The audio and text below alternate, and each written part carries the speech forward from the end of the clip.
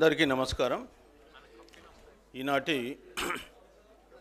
ఈ OBC uprising అనేటువంటి పుస్తక ఆవిష్కరణకు ముఖ్య అతిథులుగా విచ్చేసినటువంటి గౌరవనీయులు పెద్దలు మల్కాజ్గిరి ఎంపీ మిత్రులు శ్రీ ఈటల రాజేందర్ గారికి, అదేవిధంగా ఈ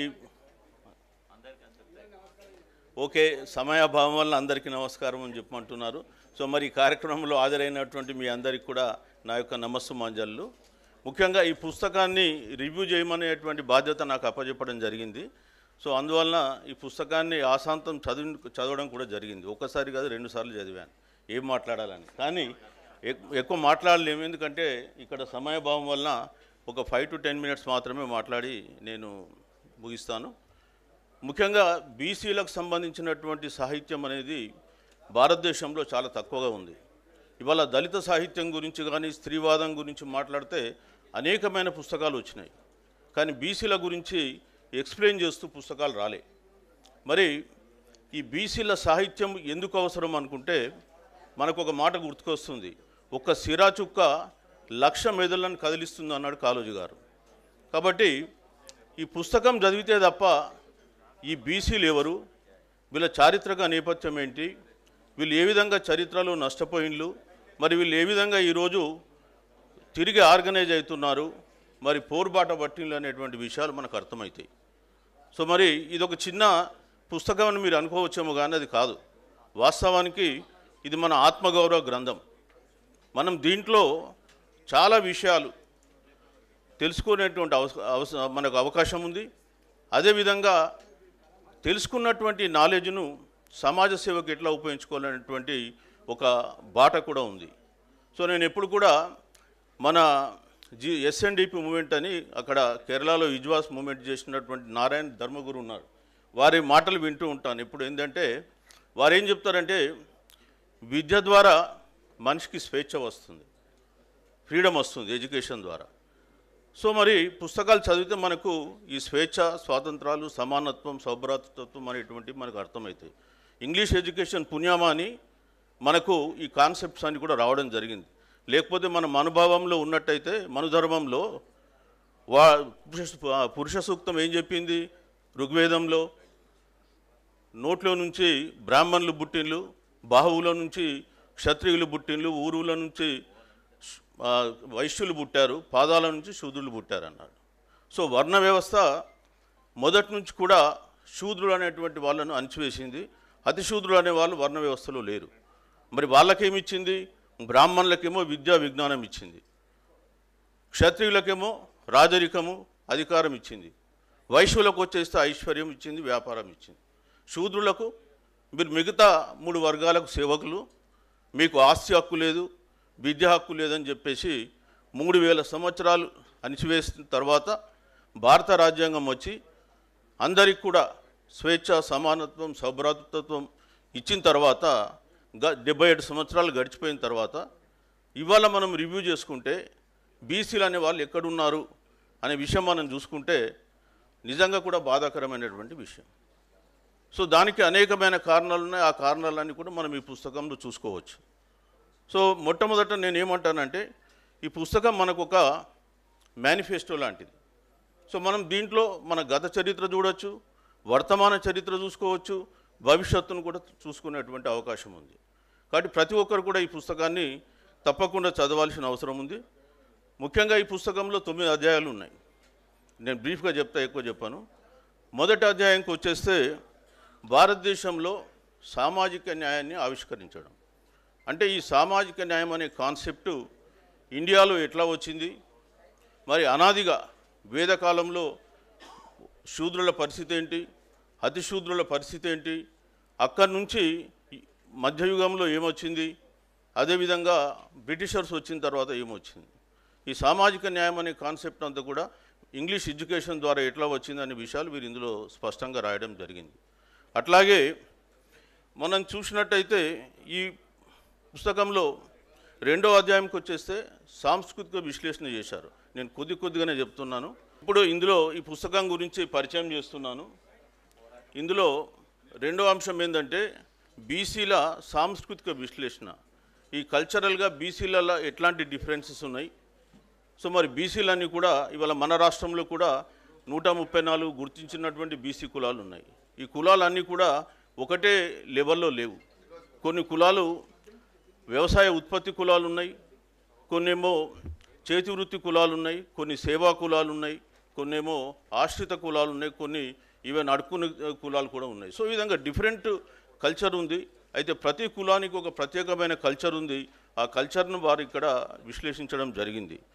ముఖ్యంగా బీసీలు ఎవరు, వీరిని ఎట్లా గుర్తించాలి అనేటువంటి విషయం కూడా ఇందులో రాయడం జరిగింది. ముఖ్యంగా మీరు చూస్తే భారత రాజ్యాంగం బీసీలు అంటే బ్యాక్వర్డ్ క్లాసెస్ అని చెప్పింది, కానీ బ్యాక్వర్డ్ క్యాస్ట్ అనలే. షెడ్యూల్డ్ కులాలకు వస్తే షెడ్యూల్డ్ క్యాస్ట్లు అన్నారు, షెడ్యూల్డ్ ట్రైబ్స్ అన్నారు. కానీ భారత రాజ్యాంగం బ్యాక్వర్డ్ క్లాసెస్ అంది. బ్యాక్వర్డ్ క్లాస్ అంటే క్యాస్ట్లే కాదు, ఈవెన్ స్త్రీలు కూడా బ్యాక్వర్డ్ క్లాస్ అవుతారు. అదేవిధంగా ఇతర మతాల వాళ్ళు ఉన్న వాళ్ళు కూడా బ్యాక్వర్డ్ క్లాస్లోకే వస్తారు.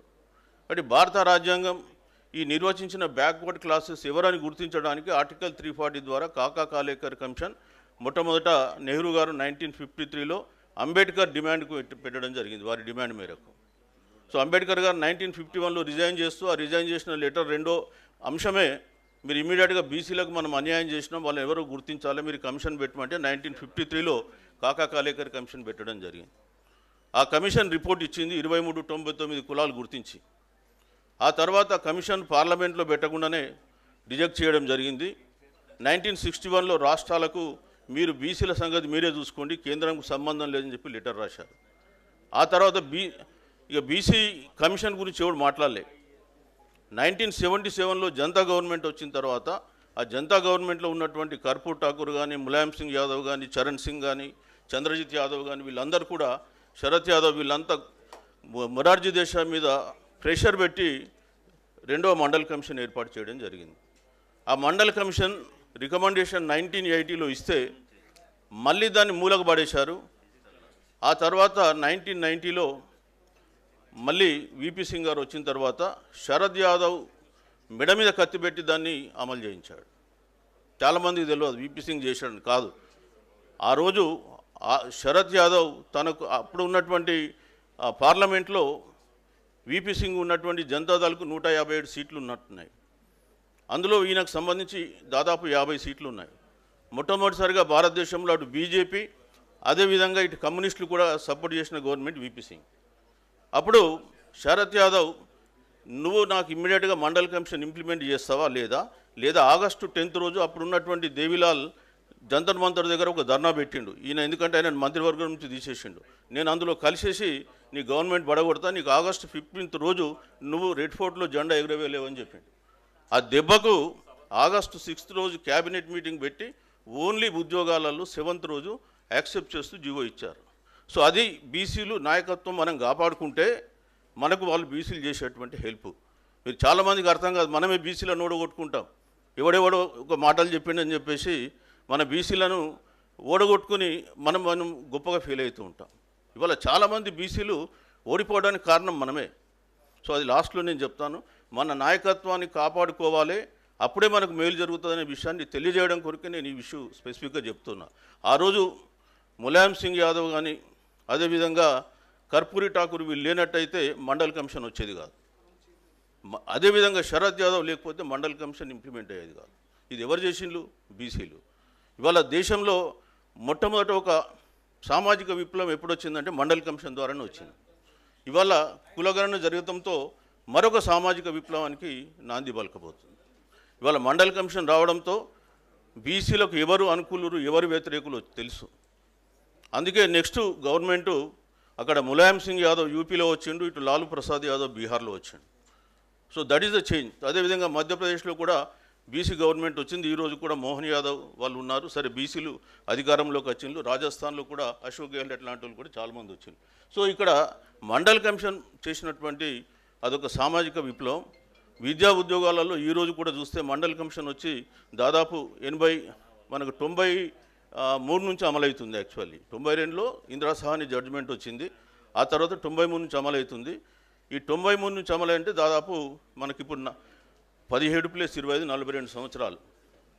అయితే ఈరోజు కూడా చూస్తే కేంద్ర ప్రభుత్వ ఉద్యోగాలలో కేటగిరీ ఏబి ఉద్యోగాలలో మనం 14% మించలే. కేటగిరీ సిడి ఉద్యోగాలలో కూడా 22-23% మించలేదు. 27% ఇవ్వాల్సినటువంటి రిజర్వేషన్లలో కూడా మనకు లేదు. ఇవాళ కేంద్ర ప్రభుత్వంలో 40 లక్షల ఉద్యోగాలు ఉంటే 31 లక్షల ఉద్యోగాలు ఫిలప్ అయి ఉన్నాయి. అందులో మన శాతం వచ్చేసి ఓవరాల్గా కూడా 19% దాటలేదు. అంటే మనకి ఇంకా దాదాపు 27 అంటే ఒక 8% రావాలి. అందులో ఓసీలు నిన్న ఓపెన్ కాంపిటీషన్లో ఉన్న వాళ్ళు ఇంకో ఇద్దరు తీసేస్తే ఓ 10% అన్న మనకు కావాలి. మరి బీసీలకు కూడా ఎస్సీ ఎస్టీల లాగా మనకు బ్యాక్లాగ్ వేకెన్సీస్ ఫిలప్ చేసేది ఉంటే ఇంకొక 4 లక్షల ఉద్యోగాలు వస్తాయి. సో మనం ఎవరం అడుగుతలే. సో అది పక్కన పెట్టేద్దాం. ఇక 3వ చాప్టర్కి వస్తే వీరు సైలెంట్ రివల్యూషన్ గురించి మాట్లాడారు. 6 రాష్ట్రాల గురించి మాట్లాడారు. ఈ సైలెంట్ రివల్యూషన్లో ఇండియన్ పాలిటిక్స్లో బీసీ వాదం అనేది సైలెంట్గా ఎట్లా పనిచేస్తుంది అనేటువంటి విషయాన్ని మీరు ఇందులో బాగా ఎక్స్ప్లెయిన్ చేయడం జరిగింది. ముఖ్యంగా నేను ఇంతకుముందు చెప్పినటువంటి ములాయం సింగ్ యాదవ్, సమాజ్వాదీ పార్టీ కావచ్చు, ఆర్జేడీ ఇట్లాంటి ఇష్యూస్ అన్ని కూడా ఇందులో వీరు చర్చించారు. తర్వాత 4వ అధ్యాయంకి వచ్చేస్తే ఈ ఎలివేటింగ్ బ్యాక్వర్డ్నెస్ బియాండ్ మండల్, అంటే మండల్ కమిషన్ దాటిన తర్వాత ఈ బ్యాక్వర్డ్నెస్ను ఏ విధంగా ముందుకు తీసుకెళ్ళాలి, ఎట్లా అంటే బ్యాక్వర్డ్నెస్ను అధిగమిస్తూ మనం ఎట్లా ముందుకెళ్ళాలనే విషయాన్ని గురించి వారు మాట్లాడడం జరిగింది. ముఖ్యంగా ఇందులో వీళ్ళు బ్రిటిష్ కాలంలో ఏ విధంగా రిజర్వేషన్స్కు నాంది పడ్డది, ఆ ఇష్యూస్ అన్ని కూడా ఇందులో వీళ్ళు చర్చించారు సారు. అదేవిధంగా వారి కోఆథరు ఇద్దరు కలిసి.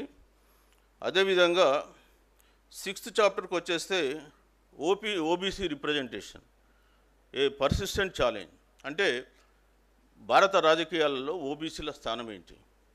ఇవాళ నేను ఇంతకుముందే చెప్పిన ఏది ఎడ్యుకేషన్లో మన పరిస్థితి ఏంటి అని. అట్లనే నేను మొన్న ఒక జ్యుడిషియరీ మీద కూడా ఆర్టికల్ రాశాను. ఈ మధ్యకాలంలో నేను కూడా చాలా ఆర్టికల్ రాస్తున్నాను. దాదాపు 2 పుస్తకాలు ప్రింట్ చేసినాం, ఇంకో 3వ పుస్తకం కూడా ప్రింటింగ్లో ఉంది.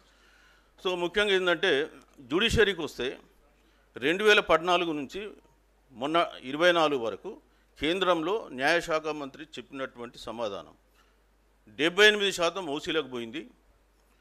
మిగతా 22%లో 15% బీసీలకు ఉన్నారు, 7% ఎస్టీలకు వచ్చింది.